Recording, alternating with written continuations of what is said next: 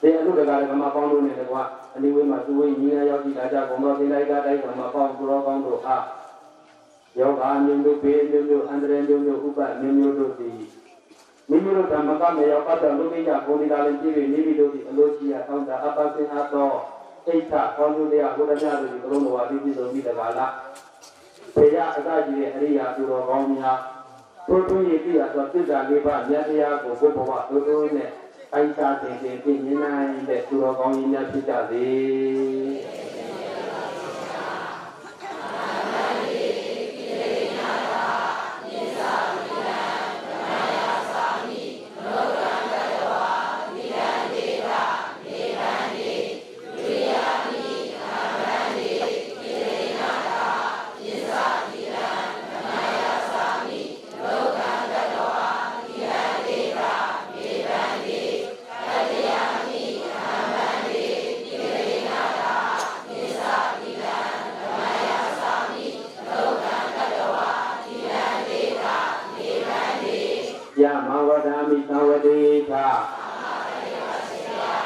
နမောတတဗုဒ္ဓဝါဒောအရဟတောသမ္မာသမ္ဗုဒ္ဓတ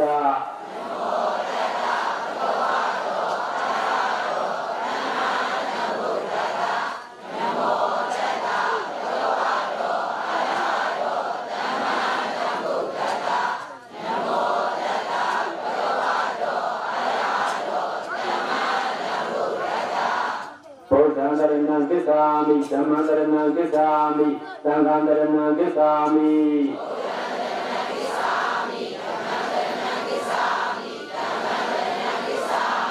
ဘုရားမိဘုဒ္ဓံသရဏံကိသာမိဘုရားမိဓမ္မံသရဏံကိသာမိဘုရားမိသံဃံသရဏံကိသာမိ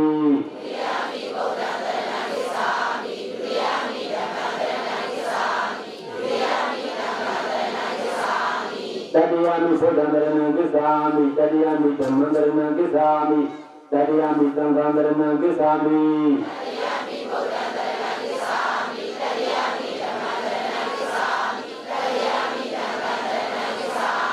တိတရဏဂမနမာပရိဘုံနံ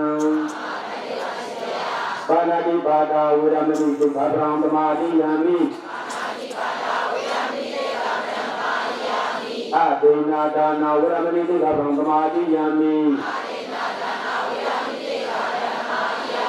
သာမေတုမိစ္ဆာဇာရာဝရမဏိတိကဗံသမာတိယမိမုဒ္ဒဝါဒာဝရမဏိတိကဗံသမာတိယမိသုရမေရယမိစ္ဆာပမဒဌာနာဝရမဏိတိကဗံသမာတိယမိ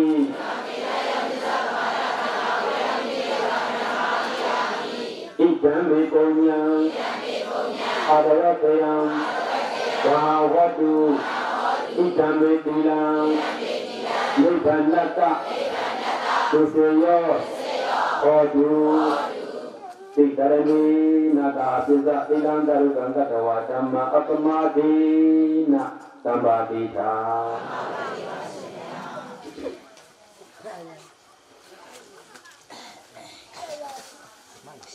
တာရလေးအလုဒိုင်ကမောင်နေလေးအောင်အလုဒိုင်ကမတ်သူဝင်းဒီသားစုများကဒီမျိုးရဲ့တာရဏအားဖြစ်ကြပိတ်တာကုံလင်စွာဖြင့်သာသနာပေါင်းပြည့်တို့ဆွေးနွေးနဲ့ရှင်းပြနဲ့တာရှင်ပြည့်အလူတော်မင်္ဂလာပွဲကြီးမှာအထူးဓမ္မတပင်ဒီအပြင်သင်ကျင့်ပပြုလို့အားတော်ရှင်ပြုအနုမောဒနာတရားတော်တရားတော်ကိုမနာယူမီဥဒ္ဒလို့တရားကမ္မများ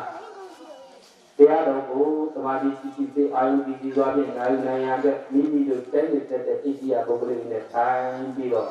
ပရမတ္တနာယူညွတ်တတ်ဖို့ရည်ကြီးပါတယ်။ဒီနေ့ကျင့်လို့တဲ့ရှင်ပြုလူတော်မင်္ဂလာပွဲမှာဘုံမို့နေအပြင်ဒီမန်ထာရကသမဗရဝုဒ္ဓမှာလာရှိသောဧကပတ္တဒဂမင်းကြီးကိုအကြောင်းပြုပြီးဟောကြားထားတဲ့သိဉ္ချင်းလေးပြသိဉ္ချင်းလေးပါးတရားတော်ဆိုတာကိုမသာနိုင်ကျင်ကြရမှာဖြစ်တယ်။တရားတော်ကိုမနာခင်တရားဥပိုင်ရှင်ဖြစ်တဲ့တရားတော်ရဲ့ပိုင်ရှင်ဖြစ်တဲ့ သုံးလောကဆိုတာတမန်ကြီးလက်တော်ဘုရားသခင်ကိုယ်တော်မြတ်ကြီးအားမိမိတို့စိတ်ထဲမှာလက်တော်ဘုရားသခင်ကိုယ်တော်မြတ်ကြီးကငါတို့တရားဟောမန္တကြီးတဲ့ကိုရောင်ကြီးတော်6ကျွယ်နဲ့ကြွရှိပြီးတော့တရားဟောတော်မူပြီးတရားဟောတော်မူတာတဲ့ပုံလေးကိုစိတ်ထဲမှာအာယုံပြုပြီးတော့တရားဥပဒေဖြစ်တဲ့သုံးလောကတတသဗ္ဗညမြတ်တော်ဘုရားသခင်ကိုယ်တော်မြတ်ကြီးအားနောက်လက်ဥရှိမှုပြီးတော့နမောတတသုံးခြင်းဖြင့်တရားဟောဖြစ်တဲ့ဘုရားနေ့တကွာတရားနာဖြစ်တဲ့ဓမ္မပေါင်းသူတော်ကောင်းတို့လက်ဥရှိပြီးတော့နမောတတသုံးခြင်းဖြင့်မြတ်တော်ဘုရားအာရှိခိုးကြောပူဇော်ကြရအောင်နမောတတဘဂဝါတော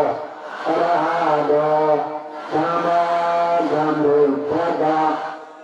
နမောတတ္တဘဂဝါတောအရဟတောသမ္မာသမ္ဗုဒ္ဓတ္တနမောတတ္တဘဂဝါတောအရဟတောသမ္မာသမ္ဗုဒ္ဓတ္တအရဟတောကုသိုလ်တဲ့သုံးတော်ဝတ်ကိုအရဟတမေသင်္ဃလေးဖြင့်တစ်ဆက်ကိုယ်အောင်မြင်တော်မူပါတော်ဝါဒုတိယလူမင်းနာမည်ဓမ္မမင်းတို့ကိုဘုရင်ကတော်သူတော်သူတဲ့တန်တော်မူထိုက်တာတော်ဓမ္မကဗုဒ္ဓတာသစ္စာလေးပါးမြတ်တရားကိုလက်ဝတ်တရားပညာကတို့ပัญจတင်တွေသူတော်တန်တာလေးသိတော်မူပါတော်ဘဂဝါတော်ဧကရိယဓမ္မယတာတိကာမဘုရားတမူဘုရားလူနည်းသိတော်မူပါတော်တတ္တဘဂဝါတော်ဘုရားဒီကိုယ်တော်မြတ်ကြီးအားနမောယောဂီမြတ်တို့လက်ဆုံးမူ၏ရှိခိုးလိုက်ကြပါကုန်၏သစ္စာဘုရားသစ္စာဘုရား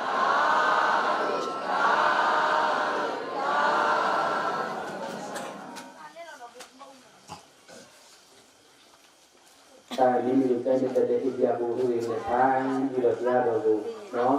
ဟလာလူကြီးပေါင်းနဲ့နာလူကြမှာတကြရအောင်ဘုံဘုံတော်ကြားမဲ့တရားတော်ကရသွင်းခြင်း၄ပါးတရားတော်တဲ့ဘုံဘုံတော်မြတ်စွာဘုရားကဒီတရားတော်ကိုဧကပတ္တနဂါမင်းကြီးကိုအကြောင်းပြုပြီးတော့ဟောကြားထားတဲ့တရားတော်ဖြစ်တဲ့ပေါ့ဘုံဘုံတော်မြတ်စွာဘုရားကဧကပတ္တနဂါမင်းကြီးကိုသေသောမနုဿာပုရိသဘောသေသောမုဒ္ဒနာဇိဝိတံသေသံတတ္တမတဝနံသေသောဘုဒ္ဓနာမုပ္ပါတောမနုဿာပုရိသဘောအကုသိုလ်ကုသိုလ်တရားဘုရားပါကိုမမပန္နသိဉာဏ်ပေယလူဘဝကိုလလပင်ရလာရခြင်းသည်သေသောဘုရားကအကုချလည်းလောကလူဟာအနပြာဒီမကွာကြီးကပြည့်ပြည့်ကြ၍မကတို့တဲ့သာဘောတဲ့တကယ်လူညီလာပါပေကုန်၏ယက္ခဏံတရဝဘုရားဝိနည်းတာလူအများတို့ဤဇိဝဒံအတ္တဝိညာဉ်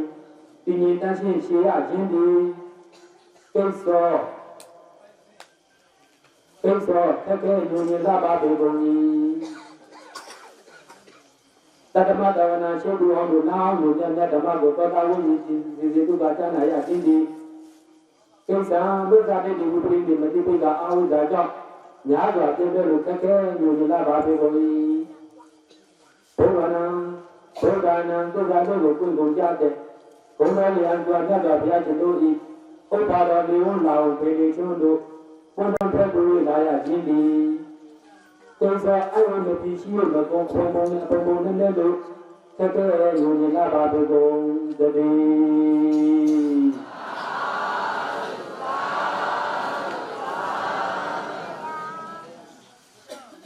ဒီကာရလေးကသက်သာဘုရားတခင်ကိုယ်တော်မြတ်ကြီးကဧကပတ္တနဂါမင်းကြီးကိုဟောကြားတဲ့ဂါထာလေးပေါ့အဲ့ဒီဂါထာလေးမှာလောကကြီးမှာသင်ခြင်းတရား၄ပါးဆိုပြီးတော့သက်သာဘုရားကဟောနံပါတ်1သုသောမနုဿပရိဒါဘောလူဘဝရခဲ့တယ်တဲ့ဒီပဲလေးကနံပါတ်2ကသုသောမေတ္တာနာဇီဝိတံအတိပ္ပယ်ကပါဠိလိုပြောတယ်အတိပ္ပယ်ကဘာပြောလဲဆိုလို့ရှိရင်လူဘဝမှာကျမ်းကျမ်းမာမာနဲ့အသက်ရှင်ဖို့ခရင်တယ်တဲ့တရားဓမ္မတွေနံပါတ်3 ံတတ္တမတဝနာအရိကသူတော်ကောင်းတရားကိုကြားဖို့နာဖို့ခင်းနေနံပါတ်၄ကသိသောဗုဒ္ဓနာမုတ်ပါတော့ဘုရားရှင်ကစုကိုခင်းလို့လေလို့လက်တော်ဘုရားကနေပြီးတော့ဧကပတ္တနဂါမီကြီးကိုခေါ်တာအဲ့မှာနံပါတ်1သိသောမနုဿပရိလာဘော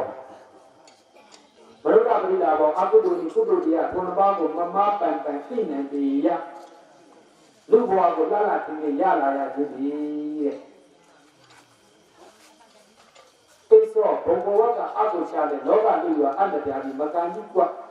မကွာကြီးကဖြစ်ပေကြ၍မကတ်တို့တဲ့စားပေါင်းတဲ့လက်ခက်ခဲညိုညင်လာပါပြီကိုကြီးတဲ့နံပါတ်1လူဘဝရဖို့ခင်းနေလို့ပြောတယ်အဲ့တော့လူဘဝရဖို့ဘယ်လောက်ခင်းတယ်ဒီနေရာမှာကြည့်အောင်ဒီနံပါတ်1လူဆိုတာဘာလို့လူလို့ခေါ်လဲအတ္တနတ္တမနတိဇာနတိမနုသောအကျိုးအကြောင်းအဆိုးကောင်းကိုခွဲခြားသိတတ်တယ်လူလို့ခေါ်တာဒါကတော့မှလေအကျိုးအကြောင်းသိရမယ်အဆိုးကောင်းကိုခွဲခြားသိရမယ်အဲ့ဒါကိုလူလို့ခေါ်တယ်အကျိုးကတော့ပြောကြမှာပေါ့အကျိုးကြောင့်အဆိုးကောင်းမသိနော်လို့စီလို့လုပ်နေတဲ့ပုဂ္ဂိုလ်ကိုလူလို့လောကတော့အမြညာပြင်တော့ခေါ်တာပေါ့ဒါပေမဲ့လို့အနုတ္တအဓိပ္ပာယ်ကြီးအပြင်တော့နော်ဘုံဘုံတို့လူရဲ့အဓိပ္ပာယ်အကျိုးအကြောင်းဆိုးကောင်းကိုဖွဲ့ခြားသိတတ်တဲ့ပုဂ္ဂိုလ်ကိုလူလို့ခေါ်တာပဲအဲ့တော့လူပြဖို့ခရင်တဲ့ဒီလိုဟောတာနံပါတ်1နော်အဲ့တော့ပြီးခဲ့တဲ့လူတော်ကလည်းပဲလူပြဖို့ခရင်မောင်းခရင်ချင်းနေအများကြီးပဲဆိုတာဒီဥပမာလေးနဲ့အများကြီးပြောခဲ့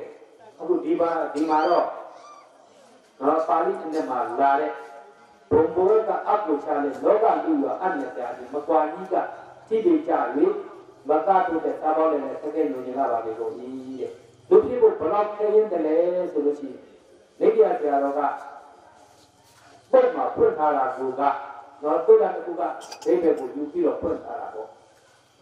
ဘလောက်ခရင်တယ်လဲဆိုလို့ရှိရင်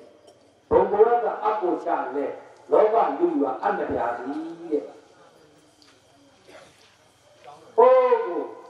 ဘုံသက်ဆုံးသူတို့လောကမှာ30ဘုံရှိတယ်လို့လောကလူသားတွေပြောကြတယ်လေဟုတ်လားအဲ့ဒီလောကလူသားတွေပြောတဲ့30ဘုံမှာနော်အောက်ကတော့အပေလေးဘုံမှာသားဆဲမှာလူဘုံနာမှာနတ်ဘုံ6တက်ကအရှင်တန်းသူတို့မာတဲ့တာဝနာယမာတုတဏိမာနရတိပရမိတဝဒဝတိဆိုတဲ့6တက်အရှင်တန်းအဲ့ဒီနောက်ပြီး6တက်ရဲ့အထက်မှာပရမဇန်3ဘုံတဏ္ဍဒုတိယဇန်3ဘုံတဏ္ဍတတိယဇန်3ဘုံသုရဒဇန်3ဘုံပထမဇန်3ဘုံအဲ့ဒီမှာအခါမိတဘုံဆိုပြီးတော့ဟာသုရဝဒ5ဘုံဆိုပြီးတော့အဲ့မှာဘုံသူ့စီလေးမရှိဘူးအဲ့ဒီဘုံစင်တန်းမှာဘုံကိုအထက်ဆုံးဘုံမှာအခါမိတဘုံလို့ခေါ်တယ်နော်အဲ့ဒီအခါမိတဘုံကနေပြီးတော့လေဒါကြောင့်ဘုံဝက်ဆိုတာအနည်းဆုံးဘုံလို့ပြောတာအခါမိတဘုံကိုပြောတာဘုံဘောကအကုချတယ်အဲ့ဒီအထက်ဆုံးဘုံကနေပြီးတော့အကုဟုတ်လားလူပြည်ကိုပြစ်ချလိုက်ပါတဲ့အဲ့ဒီလူပြည်ကိုပြစ်ချလိုက်တဲ့အဟိုအထက်ဆုံးဘဝကနေပြီးတော့ပြစ်ချလိုက်တဲ့လူအတ္တသိဟာတဲ့ဒီကဘာမှာလူပြည်မှာရှိတဲ့အတ္တသိနဲ့ထိဖို့ရလွယ်တယ်လူဖြစ်ဖို့ခဲရင်တယ်ဆရာမအဲ့တော့ဦးဇင်းတို့ကမှစဉ်းစားကြည့်ဘာလို့ခဲရင်တယ်ဆိုတော့နော်အဲ့တော့ကိုယ့်ကိုရောက်တဲ့အခါမှာစဉ်းစားကြည့်တယ်မှာစမ်းတာကြည့်အော်မြကြီးပေါ်မှာအကလေးချောင်းထားဒီလိုကိုဖွင့်ဒီကဒီလိုကိုဖွင့်အကလေးနဲ့အဲ့ဒီလိုကနေအကလေးနဲ့အောက်ကအကိုပြအောင်ပြစ်ကြည့်ရမှာဒီလိုမှာလွယ်လားမလွယ်လားဆိုတော့နိမိတ်သက်သက်လေးတော့မလွယ်တာကြီးကိုဟိုးကိုအထက်ဆုံးပေါ်ကနေပြီးပြစ်ချလိုက်တဲ့လူ့ဘုံမှာရှိတဲ့အနဲ့ထိဖို့ရလွယ်တယ်လူဖြစ်ဖို့ရအဲ့ဒါနဲ့ပို့ပြီးတော့ခဲရင်တယ်အဲ့ဒါမှနော်ဒါကြောင့်အဲ့တော့ဦးဇင်းပြောချင်တာကဦးဇင်းတို့တရားဓမ္မတွေလူဖြစ်နေကြဆိုးကြောင်းတွေလည်းသိနေဒါကကုသိုလ်ဒါကတော့အကုသိုလ်ဒါကတော့အတ္တန္တရာကိုရောဒီရတဲ့တရားဒါကတော့ဒီဘက်ကိစ္စကတော့တန်ត្រာကပြုလုပ်ပြတဲ့တရားပဲလို့အဲ့ဒီဖွယ်ဖွယ်ချာချာလေးအကုန်လုံးသိနေကြနော်ဒါကြောင့်ဦးဇင်းတို့တရားဓမ္မတွေအဲ့တော့မိမိတို့ကနံပါတ်1အင်းချင်းဆိုတဲ့တရားကိုမိမိတို့ကိုယ်တိုင် ရရှိပြီးနေပြီဖြစ်တယ်။ဒါကြောင့်မိမိတို့လူ့ဘဝရတဲ့အချိန်မှာငါတို့ကအင်မတန်ကောင်းတဲ့ပုဂ္ဂိုလ်တွေပါလားလို့နံပါတ်1ပုဂ္ဂိုလ်ကိုနံပါတ်1အဲ့ဒီလိုတွေ့ဘယ်လိုလို့များသိသွားပြီးတဲ့နောက်အပေကရှိတဲ့ဘဝလေးရောက်သွားမယ်ဆိုလို့ရှိရင်ဒီတုပ္ပတိဘဝပြန်ရောက်ဖို့ဆိုတာအင်မတန်ခဲရင်တာတရားမှရောက်ဖို့ရမလွယ်ဘူးဦးဇင်းတို့ဟာလားအဲ့ဒီတိစ္ဆာလေးတွေကြီးနော်ဒီအဲ့ဒီတိစ္ဆာလေးတွေမှာကြီးတဲ့ပုဂ္ဂိုလ်ကကြီးတဲ့တရားကငယ်တဲ့တရားကိုနိုင်စရမ်းနဲ့သူတို့မှာကုသိုလ်ဆိုတာဘယ်မှာရှိလဲတရားမှနော်တဲ့ဘဝတစ်ခုဆိုတာဘယ်မှာဖြစ်နေလဲဒါကြောင့်ဦးဇင်းတို့တရားမှတွေသူဖြစ်ဖို့အင်မတန်ခဲရင်တယ်ဦးဇင်းတို့တရားမှတွေအင်မတန်ကောင်းနေတဲ့ပုဂ္ဂိုလ်တွေဖြစ်နေကြလူဖြစ်နေပြီဆိုကြတဲ့ကအင်မတန်ကောင်းနေတဲ့ပုဂ္ဂိုလ်တွေဖြစ်တယ်ဒါကြောင့်အဲ့တော့ရလာတဲ့ဘဝမှာနော်မိမိတို့ပေါ်ပေါ်ဆဆမနေပဲနဲ့နော်သူတို့ကမှလည်းစင်တီအောင်သန္တရာမှာလည်းစင်တီအောင်နေတတ်ဖို့ရည်ကြီးတယ်ဒါနံပါတ်1ခေရင်ချင်းနောက်နံပါတ်2ကဘာလဲဆိုလို့ရှိရင်ကိသောမြစ္ဆာနာဇီဝိတံမြစ္ဆာနာတရားပုရှိဝိနည်းတလူအများတို့ဇီဝိတံအသက်ဝိညာဉ်တည်ငြိမ်တန့်ရှင်းခြေရခြင်းသည်ကိသောအတက်ကံကိုမြတ်ဆုံးစီတာမနေရတဲ့မုတ်ချဖြစ်တဲ့လူခဲခဲညဉ့်ညင်လာပါပြီကုန်ကြီးတဲ့အတိတ်ကဘာပြောလဲလူဘဝမှာတဲ့ကျမ်းကျမ်းမာမာနဲ့အသက်ရှင်ဖို့ခဲရင်းတယ်တဲ့ဒါကမှနော်ကျမ်းကျမ်းမာမာနဲ့အသက်ရှင်ဖို့ခဲရင်းတယ်ဒါတွေကငယ်တဲ့ပုဂ္ဂိုလ်တွေကတော့သိမသိတာလေးကြီးတဲ့50ကျော်ဘာလို့ကျွန်တော်ဆိုရင်သိတာလာပြီဒါကမှငယ်တဲ့ပုဂ္ဂိုလ်တွေကတော့သားလို့ကောင်းလို့အိလို့ကောင်းလို့နေလို့တိုင်လို့ပြောလို့ပါလို့ကောင်းလို့ပေါ့အဲ့ဒါလူ့ရဲ့အရွယ်ဆိုတော့ဟာအဲ့ဒါ50ကျော်ဆိုလို့ရှိရင်အခုနေရာကဖြစ်လာပြီဒီနေရာကဖြစ်လာပြီပုံကြည့်နေတယ်မှာဒါကြောင့်လူ့ဘဝမှာကျမ်းကျမ်းမှာသက်ရှိဖို့ခဲနေလို့လက်တော်ရတာနံပါတ်1ခဲခြင်းနေရာဒီကရပတ်တာဒီကပတ်တာဗာမီကြီးကိုဟောတာအဲ့တော့စဉ်းစားသုံးသပ်ကြည့်အောင်ဒီလိုတွေကမှနံပါတ်1အဓိကမိမိရဲ့ခန္ဓာကြီးပေါ့မိမိရဲ့ခန္ဓာကြီးမှာရုပ်ရည်နာရည်လို့ရှိတယ်ပေါ့အဓိကရုပ်ဒီခန္ဓာကြီးကရုပ်ကြီးပေါ့နော်ဒီခန္ဓာကြီးကရုပ်ကြီးသူကအကျမကြီးကောင်းတယ်မကောင်းဘူးဆိုတာကအဓိကတော့ဒီခန္ဓာကြီးကိုကြည့်ပြောနေကြတာပဲလေဒီခန္ဓာကြီးလမ်းလမ်းဆက်ဆက်ဖြစ်ပြီးကျမကြီးကောင်းတယ်ပေါ့နော်အဓိကတော့ကျမကြီးနဲ့ပတ်သက်လို့ဒီရုပ်ပဲဆိုတော့အဲ့တော့ဒီရုပ်ကြီးကျမ်းစာမှာနဲ့ချမ်းသာတာနဲ့ဖြစ်ဖို့ကျမ်းမာရေးကိုကောင်းမှုဒီကနေ့မှလည်းသုတောင်းနေလို့မရဘူးပုဂ္ဂိုလ်ကိုပြည့်ပြည့်နေရတယ်သိသိနေရမယ်ဒါကြောင့်လောကမှာတကယ်ကိုရှိတယ်လေဗါလဲလို့အတက်ကိုဉာဏ်စာဥစ္စာကိုကံစာနော်အတက်ကိုဉာဏ်တော့နေတယ်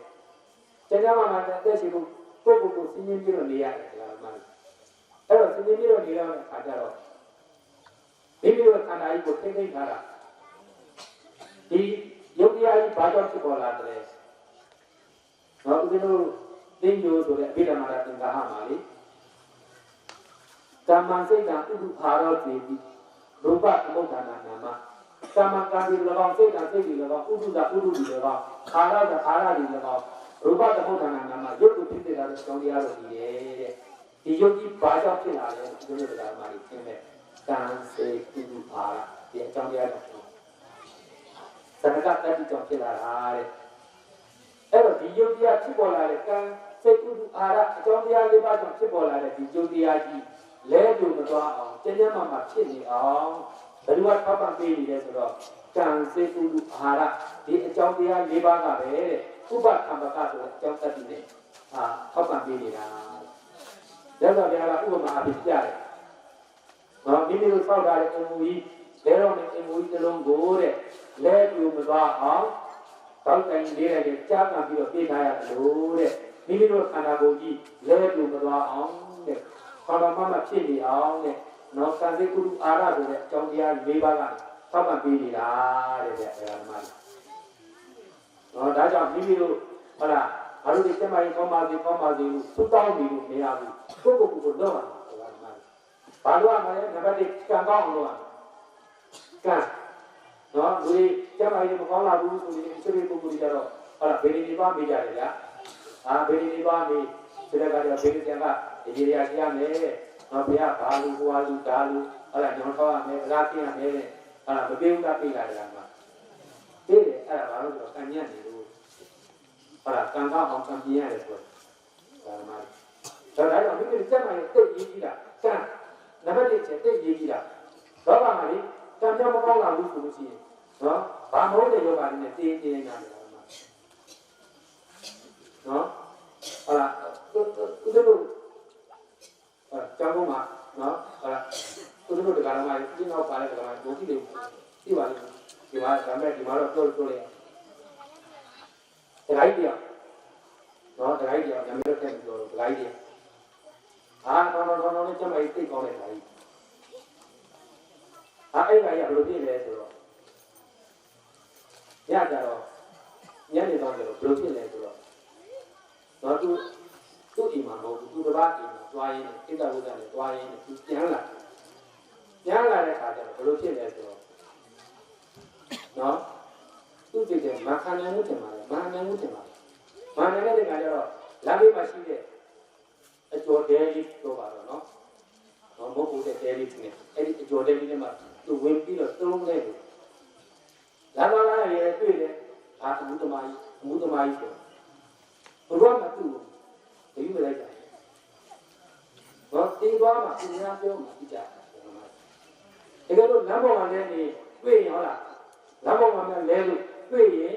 ဟုတ်လားဟိုဘက်ကဒီဘက်ကကေအောင်တဲမှာဆိုတော့ဘုရားမှာမတူဘူး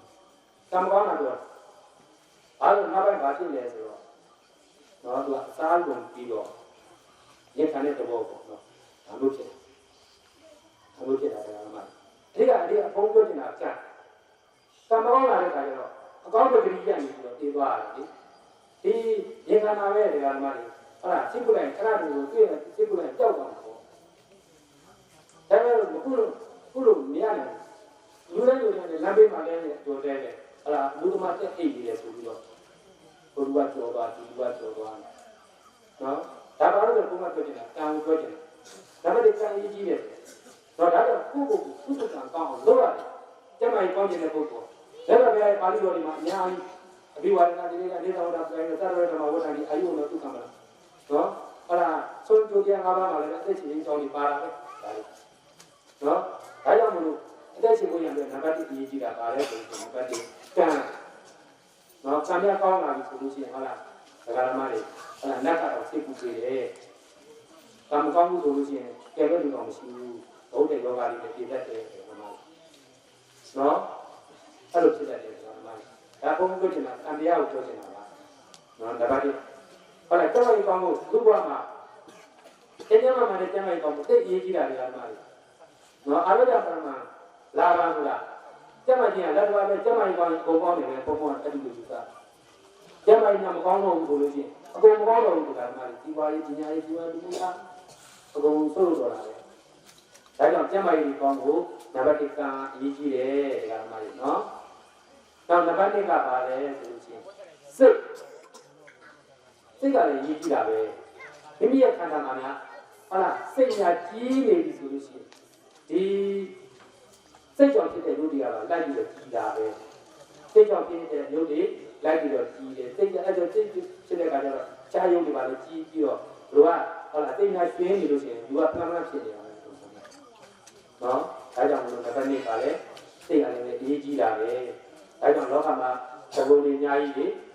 ဥပါဒနာကြောင့်ဥပါတိစိတ်ကြတော့ကိုယ်စိတ်ကောင်းတော့ကိုယ်ကြီးဆိုတာလေလူကများစိတ်ကများမရှင်တော့ဘူးဆိုလို့ရှိရင်တော့မှားသွားတာပဲဒီလားဒါကြောင့်မိမိတို့တွေလူ့ဘဝမှာကျဉ်းကျဉ်းမာမာနဲ့အသက်ရှင်ဖို့ရတဲ့နံပါတ်1ဟုတ်လားဘာရေးကြည့်လဲဆိုလို့ရှိရင်စိတ်အားလည်းရေးကြည့်တာပဲနောက်နံပါတ်3ဥတုတော့ဥတုကိုနေပြီးတော့လည်းပါတယ်ဥတုနေတတ်တယ်နေတာကိုရေးကြည့်တယ်လူတွေကတုံးတဲ့တူမတူဘူးဗျတတ်တာအကျဉ်းမတူဘူးတချို့ကဘူးကြိုက်တယ်တချို့ကအေးကြိုက်တယ်မတူဘူးဆိုတာမှန်နော်ကိုနေပြီးတော့ပါတယ်ဥတုနေမှဒီလိုဒီမျိုးလေးဝေးအားဆိုလို့ရှိရင်တိတ်ပူပြနေတာပေါ့နော်အဲ့ဒီလိုဝေးအားပူပြနေတဲ့အခါမှာပူတယ်ဆိုပြီးတော့တရားလုံးလေးပါးကဖြုတ်ပြီးအိတ်ကြည့်လာတယ်မှာလည်းကြတောက်တယ်ပါမှာလေဟုတ်လားနော်ဒါကိုနေတင်တော့တဲ့ဥပ္ပဒေလေးကိုအရေးကြီးတာပြောတာပါ နော်ကိုနေကိုလည်းတော့ပတ်တဲ့ဥပ္ပလည်းနေလိုက်ရတယ်တရားဓမ္မတွေနော်ကျန်ကျန်မာမာနဲ့တက်ရှိဖို့ဘုံပြောနေတာနံပါတ်၄ကပါလဲဆိုတော့အာဟာရ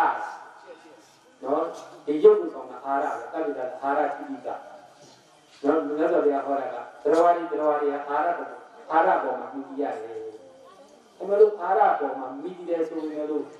တော့တန်ဆဲကုန်လေးဆိုတဲ့လောကတဘောတွေရှိတယ်လေဟုတ်လားသုံးတန်းစားမှာအသာတာကိုစားတဲ့အာဟာရမြည်ရတဲ့အခါတော့ကိုယ်နဲ့တက်တာတော့ကိုယ်နဲ့တက်တာပြောနေတာနော်ကိုယ်နဲ့မတက်တာဆိုလို့ရှိရင်ဒီလိုတရားဓမ္မတွေမမြည်ဝဲကောင်းဆုံးပဲနော်ဟာဒီမောရှိနေတဲ့ပုဂ္ဂိုလ်တွေဟာလားအုံလို့ဝတ္တာတို့အစရှိတဲ့ဉာဏ်သာကြည့်လာတယ်ကဖြစ်သွားမှာပေါ့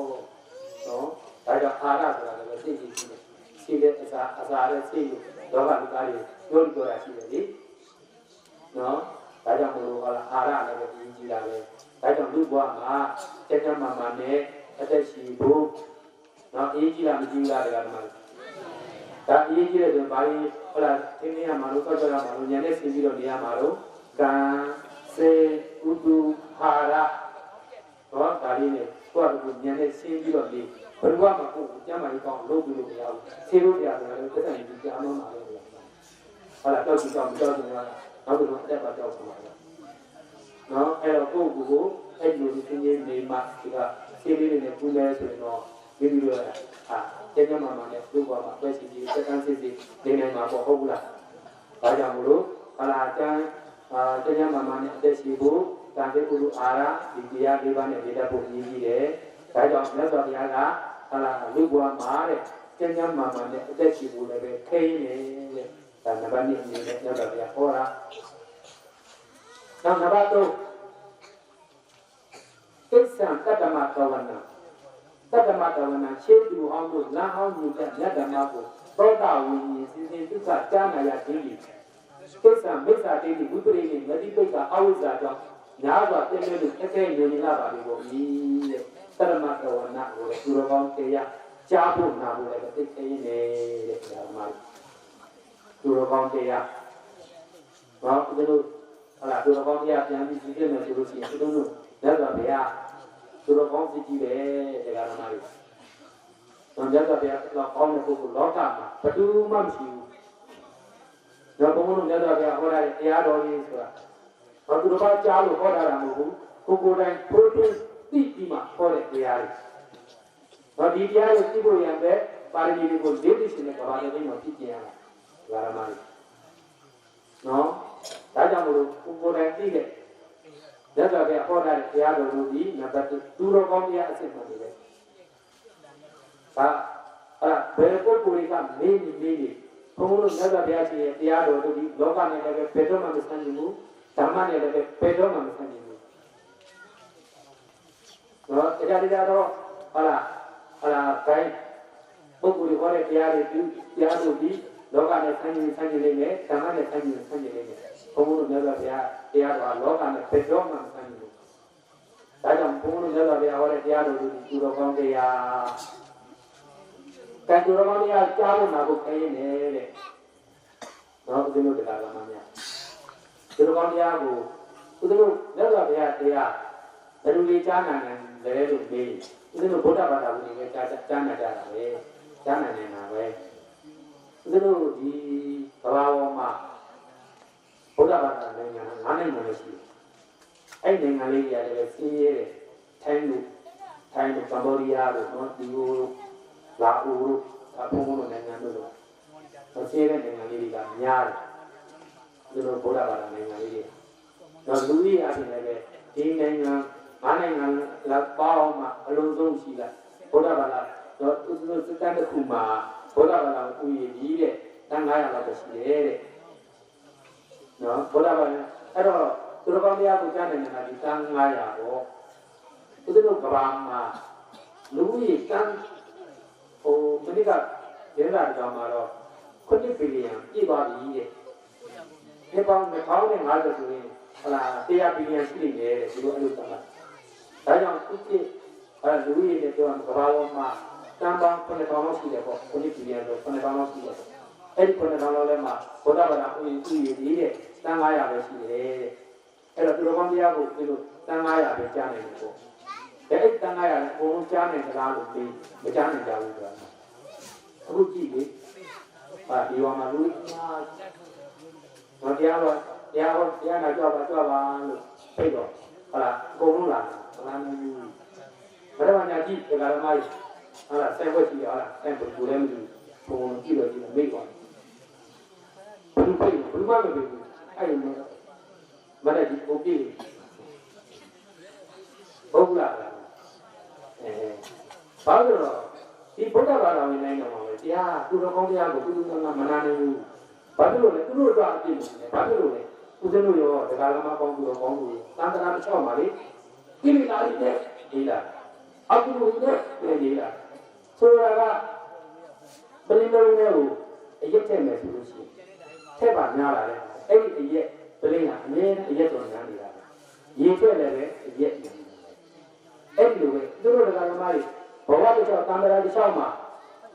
ကိလေသာတွေနဲ့ပျော်မွေ့ပြီးတော့နေတဲ့အခါကျတော့ဒီဘဝမှာဘုရားသာသနာတော်တွေတွေ့တာကြုံရပါတယ်နော်ဟုတ်လားဒီပရိနဲ့ကိုရေတော့ထည့်ပါတယ်ဒါပေမဲ့လို့တန်ត្រာကကိလေသာတွေနဲ့နေတဲ့ကိလေသာပျော်မွေ့ကြတယ်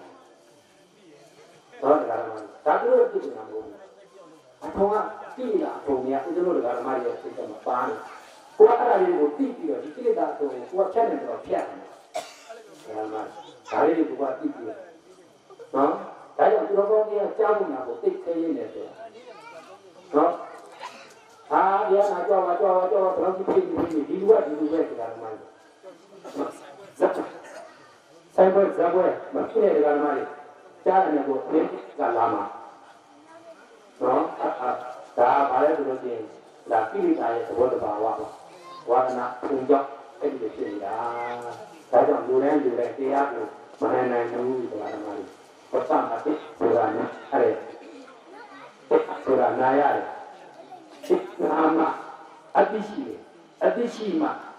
တော့ကိုပြစ်နိုင်တယ်ပြစ်နိုင်မှသံဃာဝိသင်းမှာလုံးရောက်နိုင်တယ်ဆက်တော်ဘုရားကြီးကဆုံးမတယ်တရားဆိုတာနာကြမယ်တဲ့ယုတ်တိဒီသာဆိုတဲ့ယုတ်တိဖြစ်နေဝိသင်းရှိမှသံဃာမှာဟုတ်နော်ဒါကြောင့်ပြဆိုတာနာမအတိရှိမယ်အတိရှိမှဒီလေ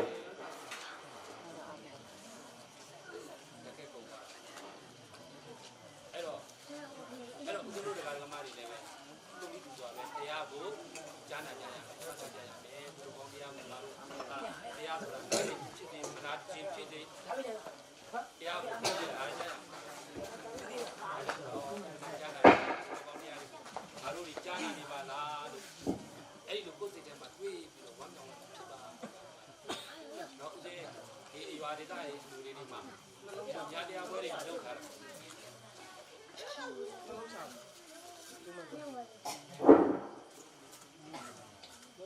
အဲ့ဒီအညာဒေသရဲ့လူတွေတရားပွဲလေးတွေလုပ်တာဒီတော့ဝမ်းတာ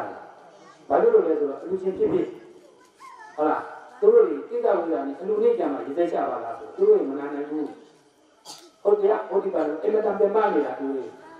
နော်သူတွေဘယ်မှာတရားဟောမှုရတဲ့တော့ဘယ်မှာတရားဟောဆရာကြီးတရားဟောသူ့ကောင်ကြီးရှင်းနေနိုင်ကြအောင်ဘာလို့အခုဒီတော်ကြီးပဲနော်ဟိုသူဒီမှတ်ပြီးတော့ဘာလို့လဲဆိုတော့သူကတားပြမနေတာလေအဲ့ဒီချိန်မှာသူမနာနိုင်ဘူးသင်္မန်းလို့နော်ရုပ်ပြလာအောင်ကိုလိုက်တာတယ်မှာအဲ့တော့ဘယ်တော့မှကြရင်ကြည့်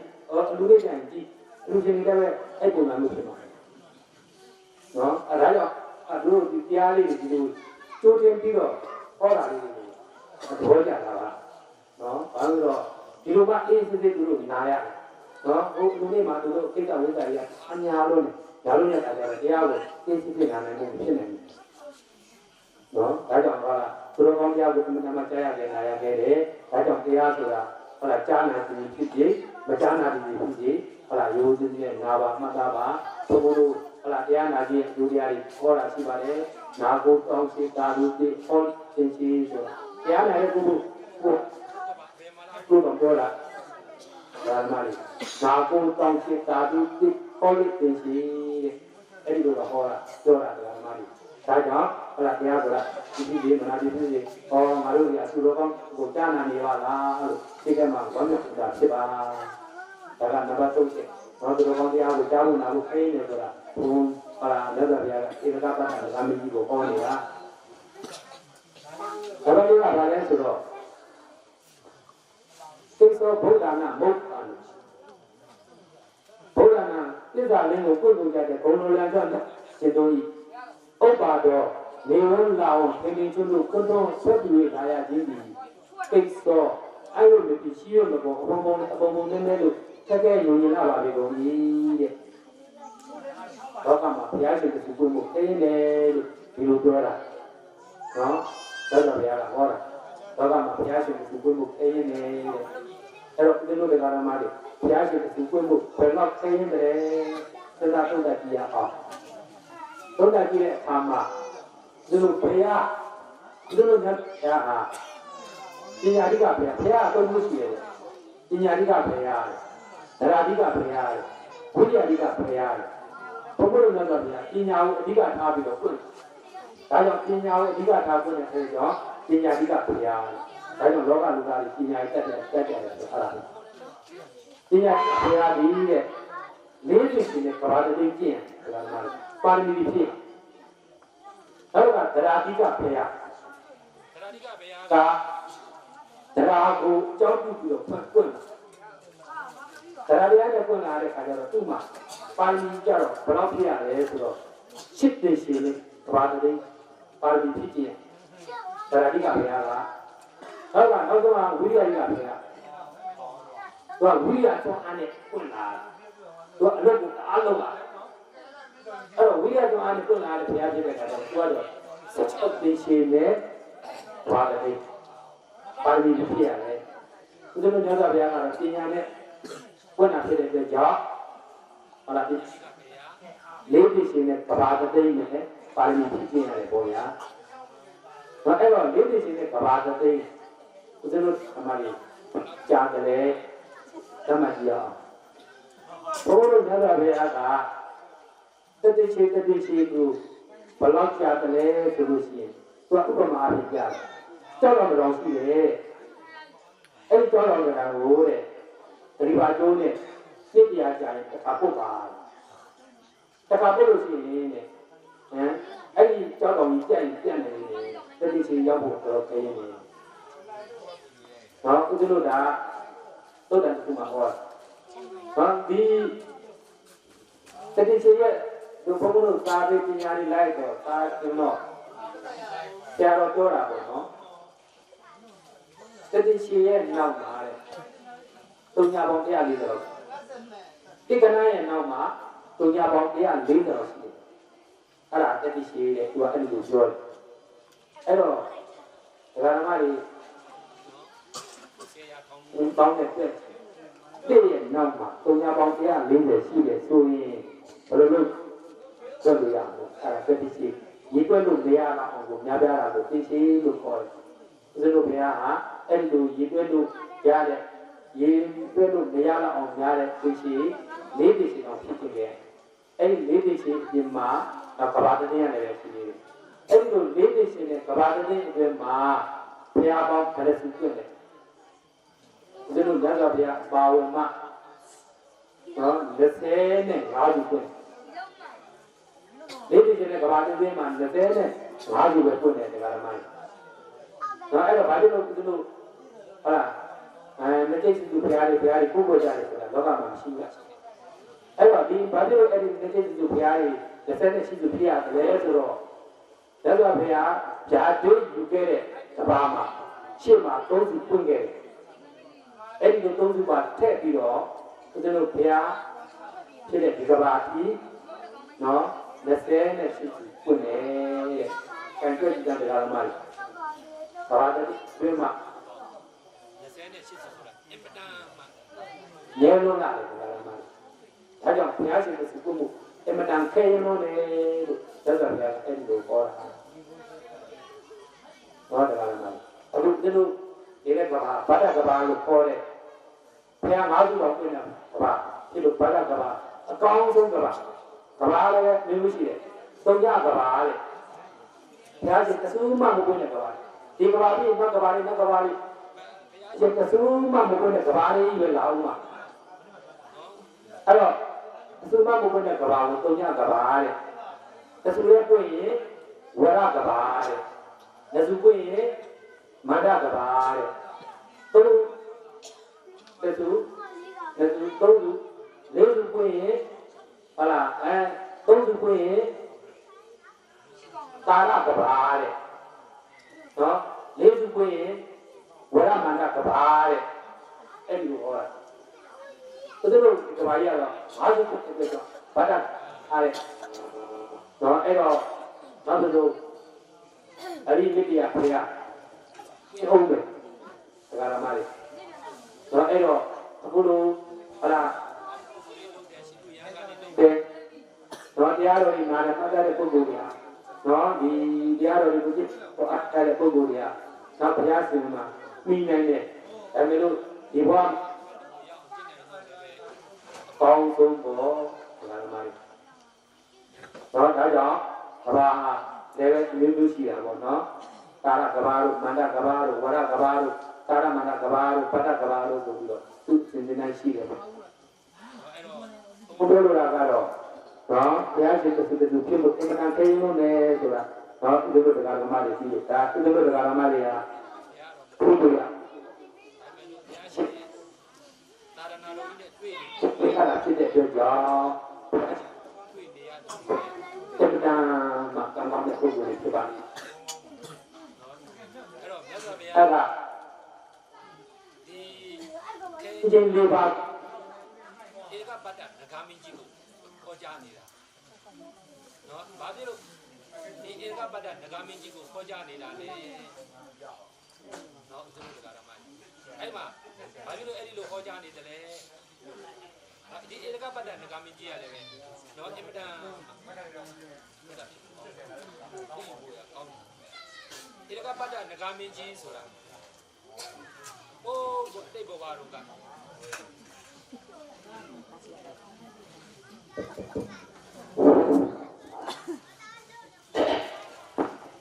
ဧကပတ္တနဂါမင်းကြီးဆိုတာနော်သူ့ရဲ့ဇာကြောင်းလေးလည်းပဲသိဖို့လိုတာပေါ့ဒီလိုတရားဓမ္မတွေဧကပတ္တနဂါမင်းကြီးဆိုတာသတ္တဗဘုရားရှင်လက်ထက်ကယဟန်တော်လေးတစ်ပါးနော်နှစ်ပေါင်း2000တိတိတရားတော်တွေကိုကျင့်ကြံကြိုးဖို့အားထုတ်တယ်။အဲဒီတော့ကမှအဲ့ဒီယဟန်တော်လေးကလေစီးပြီးတော့ခိန်းသွားရင်းနဲ့ရေပေါ်မှာပေါက်နေတဲ့ပြည့်တဲ့ကလေးဆိုတာကိုလက်နဲ့တွားပြီးတော့ဖြန့်ပြီးတယ်ပေါ့။အဲ့ဒီချိန်တုန်းကတော့ဟောဒီအဖြစ်ကလေးကသေးသေးလေးပဲလို့တာမညဒီလိုပဲထားလိုက်။နော်ဦးဇင်းတို့ယဟန်တော်လေးမှာဒီဇကံဘုဒ္ဓကံသိက္ခာပုဒ်ဆိုတာရှိတယ်ကြဒီဇဟလာဒီဖြစ်တဲ့ဒီပုဒီကြီးပွားတဲ့ဖြစ်တဲ့လက်တွေပေါင်းကိုဖြစ်ဖြစ်ချင်းကြောင့်ပါတိအပါတင်နေဆိုရန်တော်လေးမှာဒီတိပိလို့မပေါ်ရဘူးဆိုတဲ့သိက္ခာပုဒ်သူရှိတာပေါ့ဆိုတော့အဲ့ဒီသိက္ခာပုဒ်ကိုကြောင့်ပြစ်သွား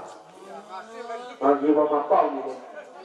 ဒီတိရဲ့ကလေးကိုဒီသွားရင်းနဲ့ဒီနိုင်တိုင်းရင်းနဲ့သူကသွားဖမ်းနေအဲ့တော့ပြစ်သွားတော့အဲ့ဒီရန်တော်လေးဒီတနာလည်းမကြဘူးပေါ့အဲ့ဒီရန်တော်လေးကျန်တော်မူကနေတော့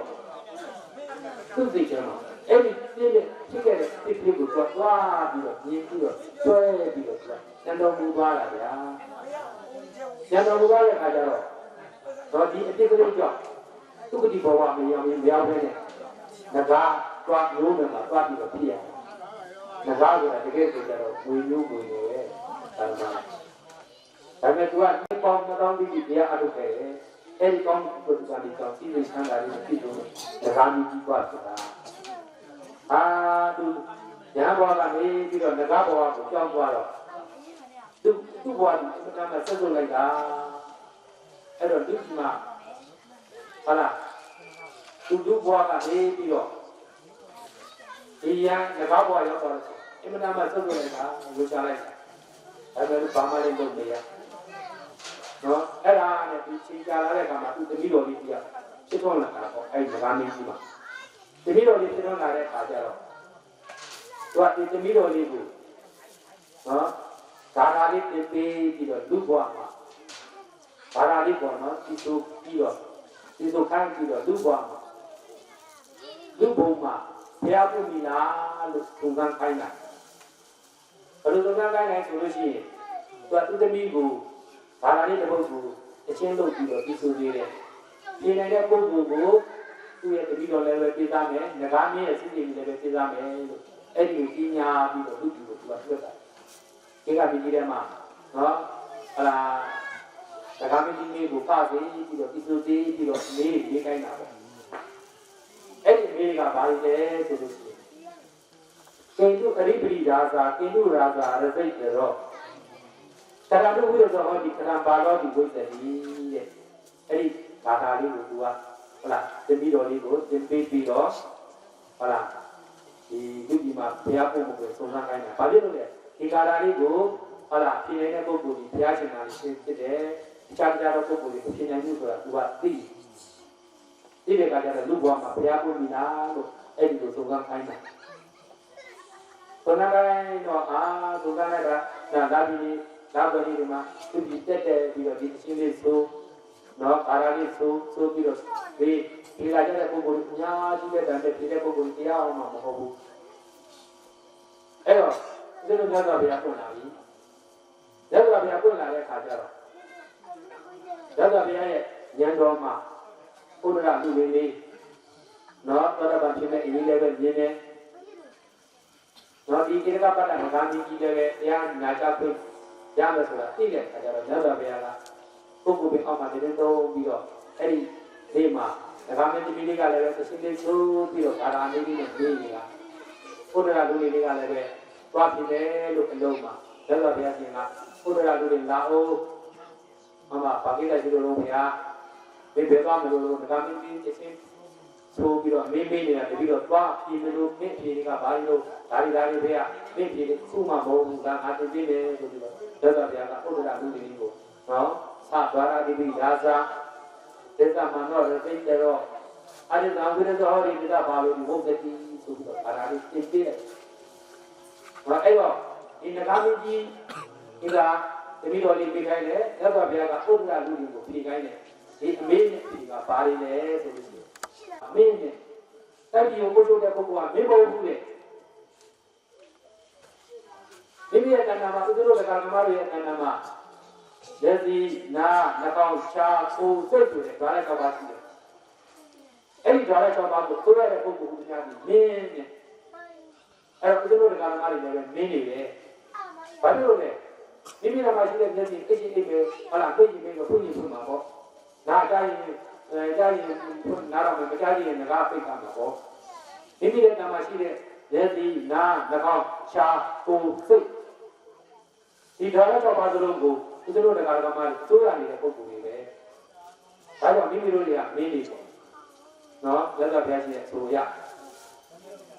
သတော်ရာမိမိဒါသာရသိတရောတဲ့ဒေသမနောရသိတရောကိန္တုရိပိဒါကကိန္တုရာဇာရသိတရောဒုတိယမြောက်မိကုံကဘာလဲဆိုလို့ရှိရင်ကိန္တုရာဇာရသိတရောတဲ့အဘယ်တော့မင်းဒီတဲ့ညူကိုဆောင်းပါတယ်ညူတဲ့ညူဆိုတာဘာလဲဆိုလို့ရှိရင်မိကိုတို့တိန်တို့ဖုံမုံတို့ကိုညူလို့ခေါ်တာလောကမှာညူကတ်ဥပ္ပဟာညစ်တယ်ဒါကြောင့်မို့လို့ဟာလားဘယ်ပုဂ္ဂိုလ်မျိုးဘယ်နည်းမျိုးဟာညူကိုဆောင်တယ်ဆိုလို့ဒီဘက်ကဘယ်လိုမင်းဟာမင်းကြီးလဲမကောက်မင်းလဲလို့အဲ့ဒီလိုသိတယ်မင်းကြီးမကောင်းတဲ့မင်းဘယ်လိုမင်းဟာမကောင်းတဲ့မင်းလဲလို့အဲ့ဒီလိုသိတာအဲ့ဒါကိုမြတ်စွာဘုရားကရိသမနောရသိတရောရိသမနောတဲ့သာဝကအာယတရားတွေကိုဆွဲလန်းနေတဲ့ပုဂ္ဂိုလ်ဟာမကောင်းတဲ့မင်းပဲဒါကြောင့်မိမိတို့ဟာဟာလားဒေါရကဘာလို့ကိုသွေးရတဲ့မင်းကြီးဒါမဲ့လို့မိမိတို့ကဒေါဘလေးကြီးတယ်ဒေါသလေးကြီးတယ်မောဟလေးကြီးတယ်တော့အဲ့ဒီကိလေသာတရားတွေမိမိမှာရှိတဲ့ကိလေသာတရားတွေတရားပြီးမိမိတို့မှာရှိတဲ့ကုသိုလ်တရားတွေဆွဲလန်းပြီးတော့နေတယ်တတ်မောပြီးနေတယ်ဆိုလို့ရှိရင်အဲ့ဒါမကောင်းတဲ့မင်းနဲ့မကောင်းဘူးလို့ပြောတာဆရာသမားတွေရင်းရတဲ့တတိ အမေကဘာလဲဆိုလို့ရှိရင်တထံဝိရဇောဟောတိနော်တထံဝိရဇောဟောတိတဲ့တထံဘယ်လိုပုဂ္ဂိုလ်ဟာဝိရဇောတန်ရှင်းတဲ့ပုဂ္ဂိုလ်ပါလေတဲ့ယူကိတဲ့ပုဂ္ဂိုလ်ပေါ့အဲ့ဒီယူကိတဲ့ပုဂ္ဂိုလ်လေတန်ရှင်းတဲ့ပုဂ္ဂိုလ်လေဘောကမှာတန်ရှင်းတဲ့ပုဂ္ဂိုလ်ယူကိတဲ့ပုဂ္ဂိုလ်အကြီးကြီးကိတဲ့ပုဂ္ဂိုလ်ဆိုတာဘယ်လိုပုဂ္ဂိုလ်လဲဒီလိုမေးတာတော့လောကလူသားတွေနေကြတော့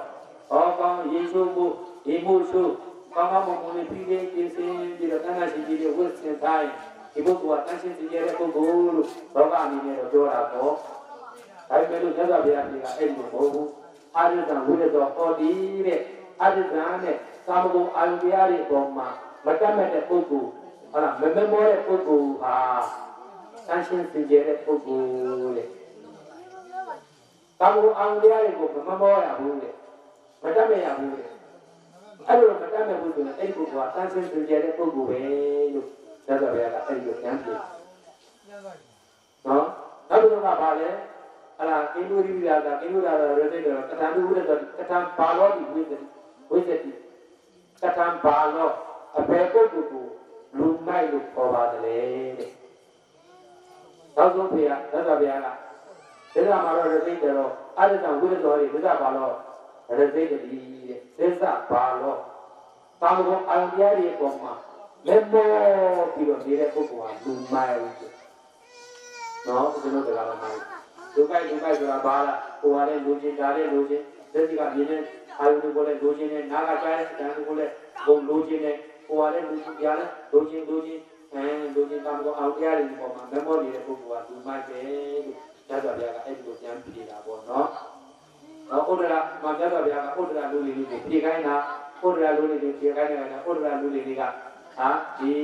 ငကားမင်းကြီးလည်းမေးရောအဲ့ဒါလေးလည်းပြင်လိုက်ရောဟာဧကပတ္တငကားမင်းကြီးသူ့ဖခင်ငကားမင်းကြီးကလောကမှာဖျားဖို့ပြီးကွာဝမ်းမြောက်ဝမ်းသာဖြစ်လိုက်တာနောက်တစ်ဆုံးမှာဥဒရာလူလေးကြောင်းပြီးတော့နော်မြတ်စွာဘုရားရှင်ကရောက်လာ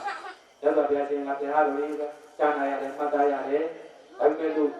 ဥဒရာလူလေးတွေကတော့သောတာပန်အရိယပုဂ္ဂိုလ်ဖြစ်သွားတယ်ဧကပတ္တငကားမင်းကြီးကတော့ဘာမှမဖြစ်ဘူးဘာဖြစ်လို့လဲအဲ့ဒီတိရစ္ဆာန်ဖြစ်နေလို့အဲ့ဒီတိရစ္ဆာန်ကဘလောက်ကြီးတဲ့တရားနာတရားကြည့်ချင်းဘယ်တော့မှနိဗ္ဗာန်မရနိုင်ဘူးသတ္တပရိယပုဂ္ဂိုလ်ဘယ်တော့မှမဖြစ်နိုင်ဘူးဘာဖြစ်လို့လဲသူ့ရဲ့ခန္ဓာမှာဉာဏ်ကိုယ်ကလေးကနော်အပိတ်ဆိုဉာဏ်မရှိဘူးအဲ့တဘာမှမရှိတဲ့အတွက်ကြောင့်အဲ့ဒီကပုဂ္ဂိုလ်ဆိုတာအာဟိပုဂ္ဂိုလ်လို့ခေါ်တယ်ဆိုတာမှနော်ဒါပေမဲ့လို့ဧကပတ္တငကားမင်းကြီးရဲ့အဲ့ဒီတရားတွေကိုကြားနာမှတ်သားပြီးတော့ဝမ်းမြောက်ဝမ်းသာဖြစ်ပြီးတော့သူ့ရဲ့ငကားဒီကိုပြန်သွားတယ်လောကမှာဥဒ္ဒရာလူလေးနဲ့တကွာတရားတရားသောပုဂ္ဂိုလ်တွေကသစ္စာလေးပါးကိုသိပြီးသွားကြတယ်လို့ဓမ္မပဒဝိတုမှာအဲ့ဒီကိုဆုံးဖြတ်ထားတယ်ဒါကြောင့်ဥဒ္ဒရာဓမ္မတွေဘုံဘောကြားတဲ့ဒီတရားတွေနာကိုကြားနာမှတ်သားပြီးတော့လောကမှာရာဂေခြင်းတရား၄ပါးဥဒ္ဒရာဓမ္မတွေအကုန်ရပြီးကြရပြီအဲ့တော့ကိုရနေကြရပြီဖြစ်တဲ့အခါကျပြီးပြီလို့ရအင်မတန်မှကောင်းနေကြတဲ့ပုဂ္ဂိုလ်တွေတော့အဲ့တော့နော်ငကားမင်းကြီးကကိုသားနဲ့မေးတယ်လို့ရသော်ဘုရားကလည်းကိုသားနဲ့ဖြေသလိုပဲလောကမှာဟလာမိုက်မဲတဲ့ပုဂ္ဂိုလ်တွေမဖြစ်အောင်ကာမဂုဏ်အာယုတရားတွေကိုကိုတတ်တဲ့မြတ်ဟလာမမောမှုမရှိအောင်နော်လုပ်ဖို့လိုတယ်ကိုယ့်ရဲ့အနာမှာလောဘဒေါသမောဟအစရှိတဲ့ကိလေသာတရားတွေနဲနဲညလဲသွားအောင်နောက်တစ်ဆုံးပယ်တဲ့အစိတ်ကိုရောက်ကြိုးစားပြီးတော့အထုကြရမှာပဲဖြစ်တယ်။ဟောအဲ့ဒါကိုဟလာကြိုးစားအထုဖို့အိန္ဒိယသံဃာမှာဖြစ်နေတဲ့ကိလေသာတရားတွေကိုပယ်ပွားဖို့ဒီကဘာရင်းကြီးလဲ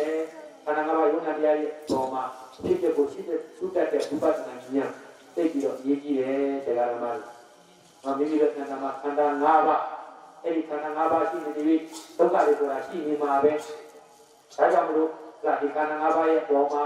ဟလာနေကအမြဲမရှိဘူးဒုက္ခသို့ပဲ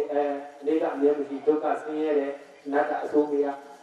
ဟောအဲ့ဒါကိုစုမှတ်ပြီးတော့ရှင်းပြီးတော့ပွားများပြီးတော့ရှင်းပေးရမယ်သုံးသပ်ပေးရမယ်အချိန်ကအဲ့ဒီကိုရှင်းသုံးသပ်ပွားများနိုင်လို့ရှိရင်အဲ့ဒီပုဂ္ဂိုလ်ဟာ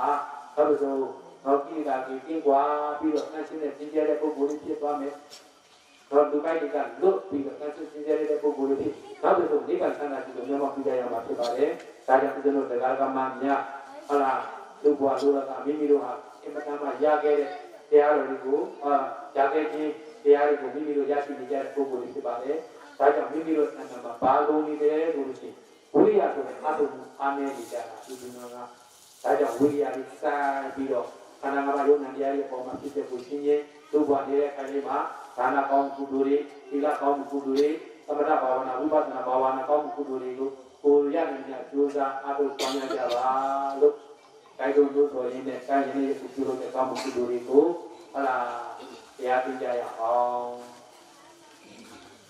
ဒါနာဒဒါနုတ္တရာသီလာရခန္တုတပ္ပကဘာဝနာပိရတောင်းတို့ဘဝိနုဘဝတာကရံတတ္တယယနာတို့နာကကိုင်းတို့ကိုမျက်လုံးဝင်ကြီးကိုရင်ပြတတ်တရားဖြင့်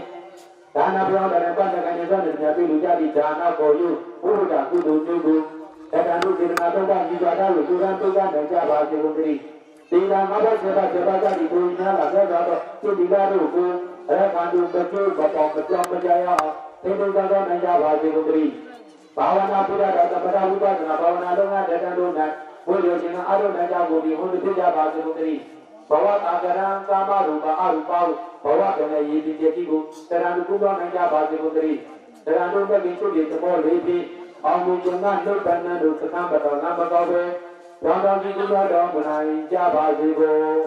သတ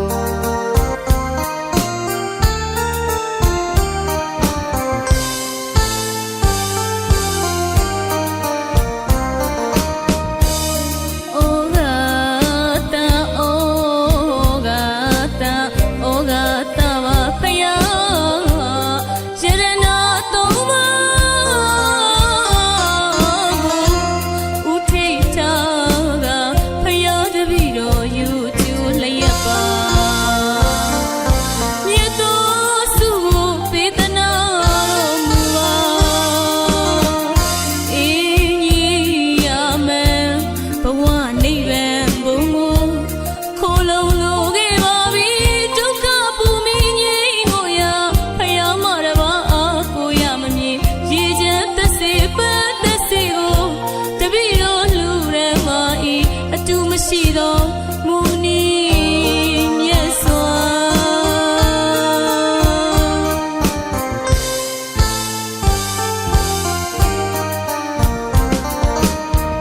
မစင်မချင်းမမြေပိတ်ဖို့ဆုံးလုံးကဲမြဘဝမောင်ငိရှာဥပါရံညောင်ဥပါနောင်တအယောင်ယောင်မမဖယားကိုမတွေ့တရားကိုမိကမာယာတကွေတဘာဝဘုံမှာတနာရလေးရာကချုံသွားတောက်လေးငါမပြေနိုင်မစားငယ်ရင်နဲ့ပုံပြူပမာမာယာလို့နဲ့မာ